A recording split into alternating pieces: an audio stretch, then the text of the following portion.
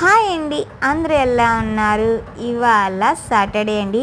తిరుపతిలో ఫుల్గా వర్షం పడుతుంది. వేడి వేడిగా ఏమన్నా తినాలనిపించింది. ఇంట్లో చూస్తే ఎవరు లేరు. ఇంకా నా ఒక్కదానికే కదా, ఏం చేసుకుందాంలే అనేసి చూస్తూ ఉన్నా. ఫ్రిడ్జ్లో దోశ పిండి కనిపించింది. ఘీ దోశ గుర్తొచ్చేసింది నాకు.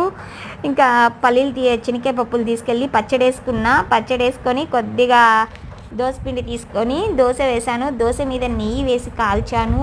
మంచి టేస్ట్ వచ్చింది దోశకి. ఆ వేడి వేడిగా తింటుంటే ఆహా అనిపించింది నాకు. నిజంగా చాలా మంచి టేస్ట్ అనిపించింది నాకు. దోశ మీద నెయ్యి వేసుకొని తినడం ఎంతమందికి ఇష్టం? ఇలా రెడ్గా కాల్చుకొని పల్చటి దోశ అంటేనే నాకు బాగా ఇష్టం. మందంగా ఉంటే అస్సలు ఇష్టం ఉండదు. పల్చగా వేసుకొని తినడమే ఇష్టం. దానికి తోడు పల్లీల చట్నీ మంచి టేస్ట్ ఉంటుంది. ఆ దోశకి, ఆ చట్నీకి. ఘీ వేసాను కదా, నెయ్యి వేసి కాల్చాను కదా, ఇంకా టేస్ట్ ఉంటుంది. ప్లీజ్ సబ్స్క్రైబ్ చేసుకోండి.